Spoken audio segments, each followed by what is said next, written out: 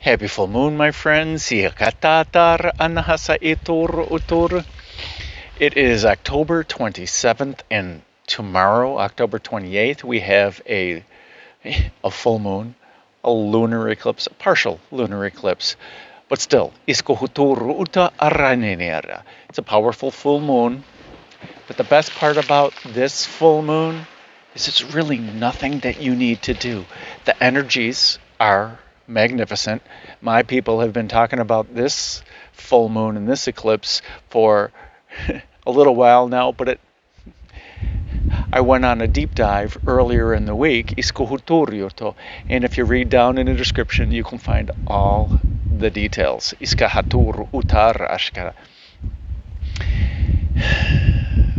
I'm here at Webster Park on Lake Ontario, pretty much the same spot where I filmed the new moon annular solar eclipse, the Ring of Fire eclipse video 2 weeks ago. If you have not watched that video yet, I encourage you to pause this video.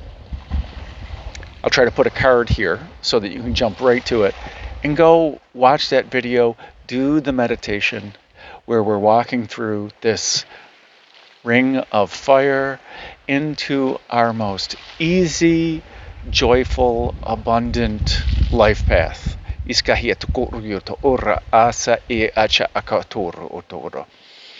Many people, many astrologists, tarot readers, they're jumping on the bandwagon of this is an opportunity, this is the last eclipse in the Taurus Scorpio or Scorpio Taurus eclipse cycle, and we're closing out cycles.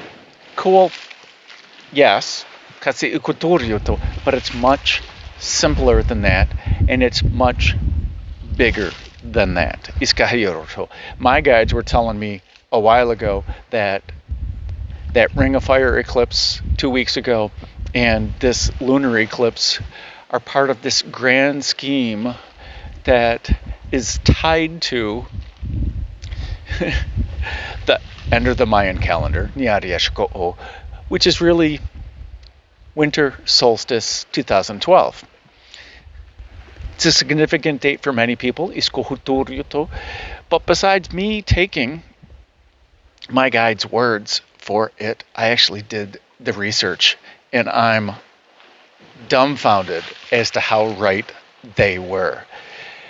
The big awakening event, December 21st, 2012, is all fire, Ring of Fire themed.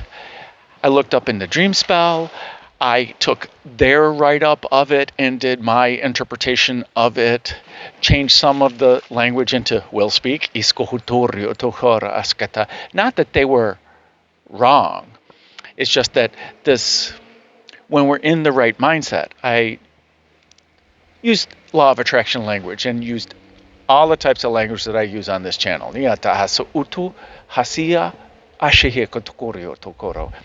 And the evolution of the north node of the moon and the south node of the moon, and how these themes, the north node, some call it the node of destiny, where it's dictating the destiny of the collective. I don't buy that.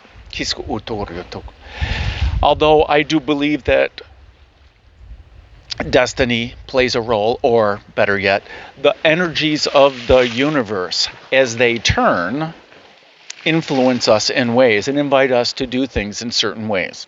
That's how I see destiny. And I do see that our guides are influencing us and inviting us in many ways that we don't see. That's how I classify destiny. Because I thoroughly believe that I am the righteous ruler of my reality, that I feel that my actions create my reality, my thoughts, my words, and my actions create my reality, that I am little blue is songbird over there, that my thoughts, words, and actions really dictate my destiny, that I'm creating my reality being the righteous ruler of my reality. But by also engaging with spirit is that I'm building a fruitful life. And I don't let the little things get me down. But these are the themes. So to me, I like to call the North Node, South Node connection the themes of the collective consciousness. And I went back and I looked at my history of these themes without paying attention to them beforehand. And I'm laughing at the significant events that happened in my life over the past 13 years. How they aligned with the themes of the North Node, the South Node, and with this grand awakening event. And to me, this last new moon, this Ring of Fire eclipse, was about us stepping into our power, accepting the invitation from the universe to start living our most joyful, abundant life that our heart wants to live. And that's all really our soul path and our destiny is. It's not that, oh, I am burdened that I must do all these things in our life. No, our soul path is what's going to bring out our joy, what's going to bring out this love that wants to come out from our heart center, this joy and abundance of how we interact with our job and how we earn money and how we live our lives. That is our soul purpose. It is not this convoluted thing. I've got to do these 87 things and oh, they're such a burden. Guess what? You're talking to the wrong people. You got the wrong friends. I don't mean to say it that way. It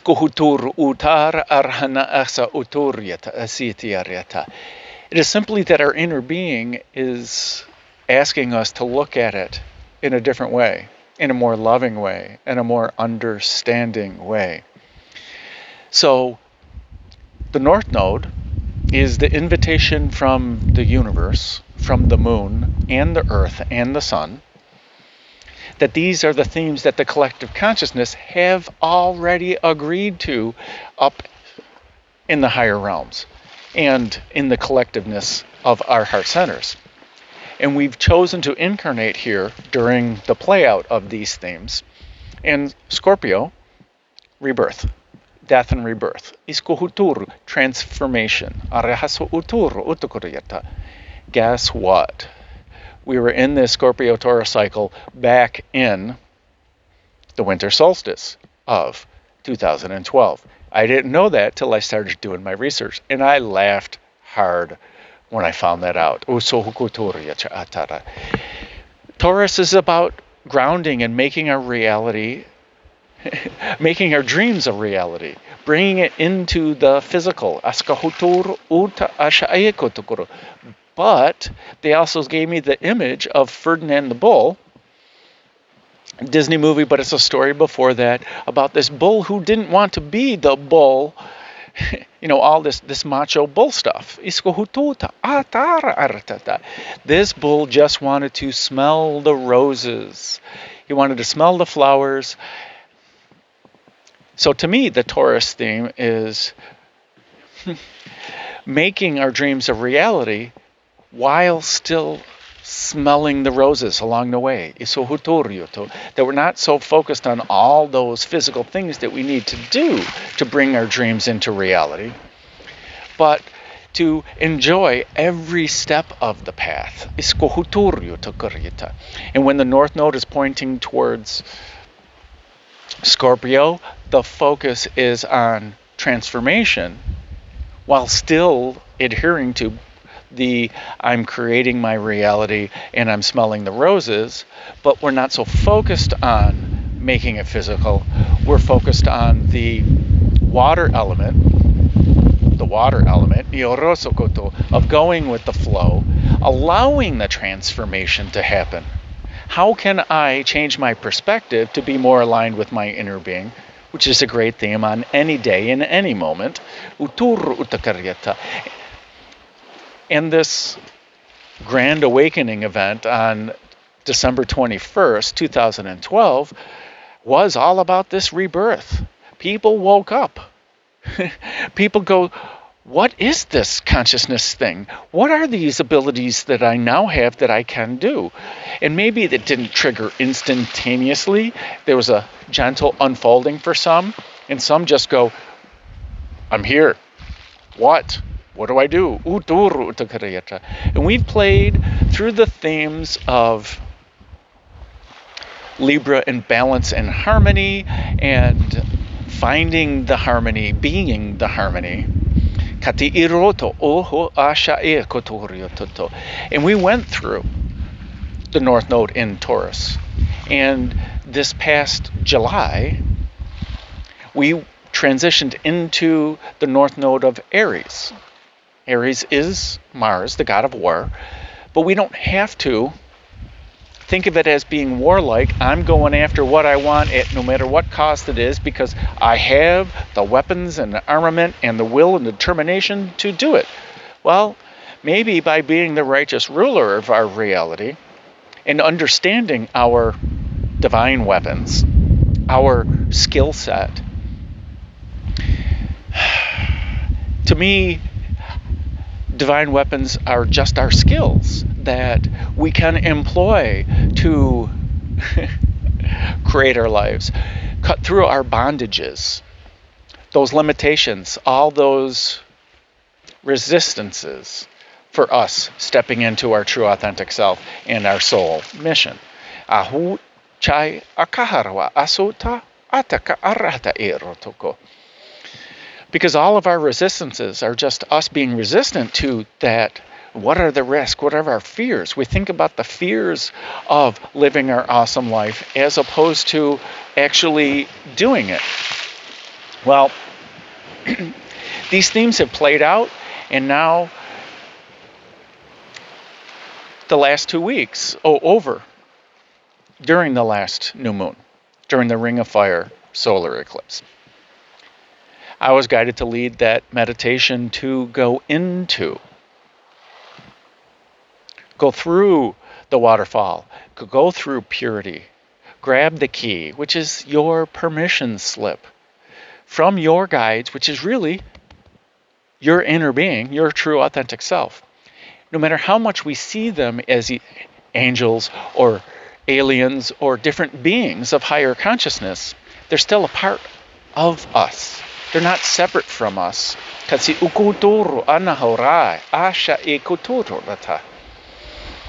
Because we get our information through our third eye, through the visions, through just knowing, through the understanding. So,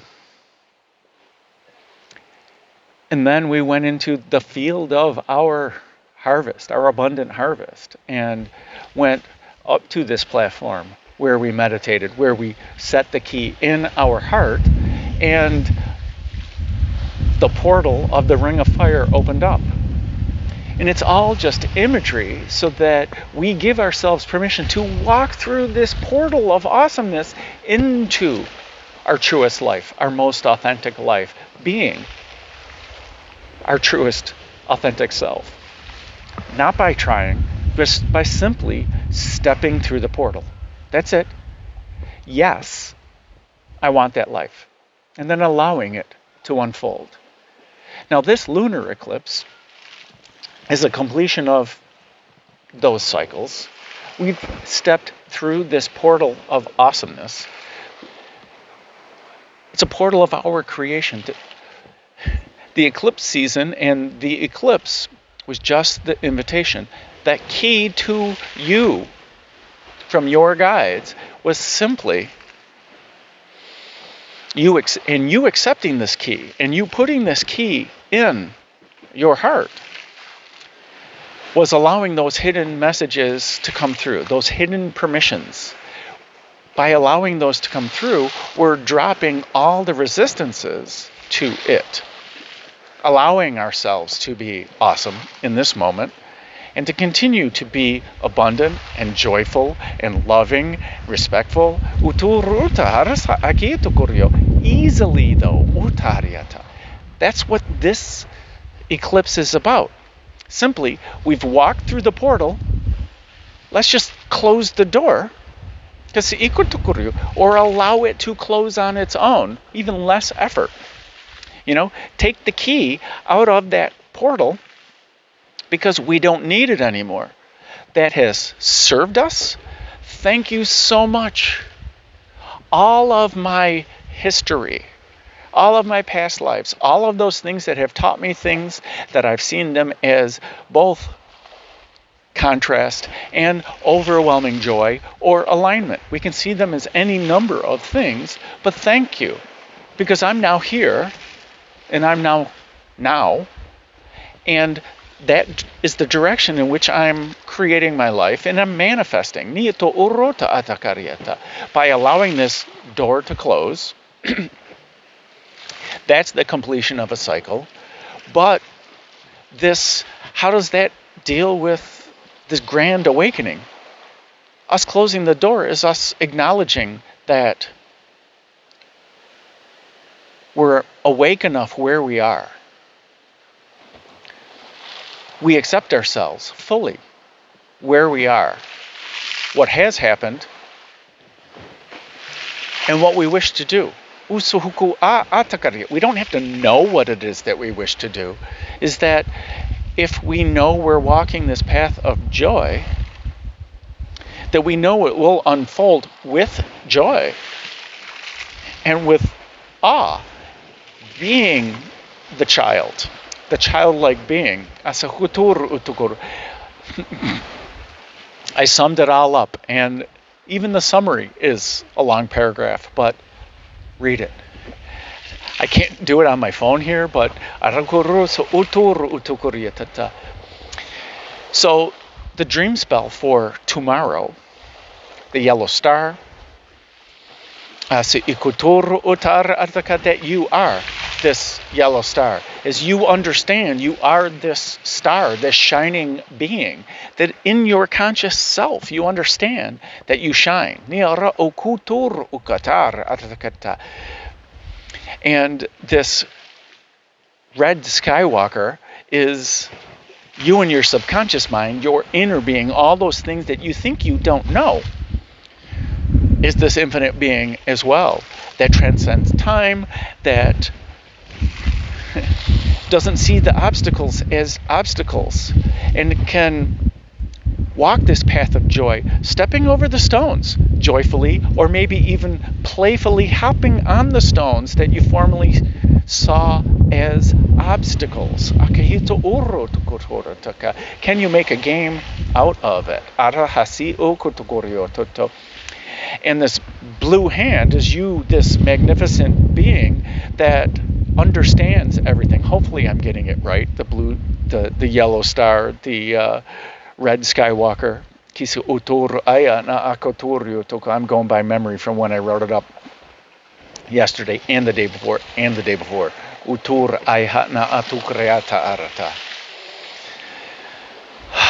Basically, this eclipse and us closing the door on that past, it doesn't mean we can't retain friends from the past, but our old habits, our old patterns, our old fears, our old emotional upsets, our old desires don't have to be brought into this new life path. And this new life path is just, I'm walking forward in joy. Keeping it simple. And the grief that we had in the past, we're leaving in the past because it has taught us. It's not that this is. If we walk forward and we keep it simple, anytime that we get reminded of it, we can just say, oh, I'm in my bliss here. I'm going to breathe and I'm going to move forward. Hey, y'all want to come with me? I'm on this path of joy.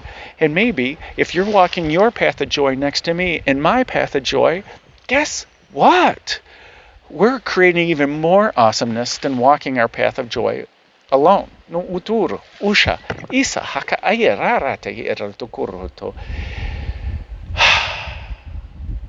So maybe this eclipse here is that you already know that you are this amazing infinite being. You already are the harmony of the universe. Not only are you the harmony of the universe, you are harmony itself. I'm pretty sure that's how it closed out. You are harmony itself. Si ikuturyu. Already are. Nothing to do. Nothing to try. Nothing to remember. No courses to take. No more portals to walk through. Utur aya ana aska ihituru toko. You're already awesome. You are already all that is. Nihuku uta harsahayana ashihi atatakaharetahe. So happy full moon. Isko huturyuto. Happy manifesting. Niariacha akatukuryuto. Oh, gentle reminder. I'm channeling on Hucalo's Saturday webinar tomorrow. Saturday morning, 11 a.m. on YouTube. Who knows who's going to show up? I channeled last weekend also. So if you want to see me channel the El Yaha, I think that's who it was. No, the Elohim. I thought it was going to be a short channeling, but everybody engaged in conversation. It was a great conversation. I watched it again. So join us in the room. I think they'll publish the Zoom link so that anybody can join and ask questions. Interesting. So I invite you to join me there. And who knows what the video tomorrow, if there's going to be a ceremony, I'm sure I'll make another one tomorrow. Happy manifesting, my friends. Niara arahata kari huso uto urahata.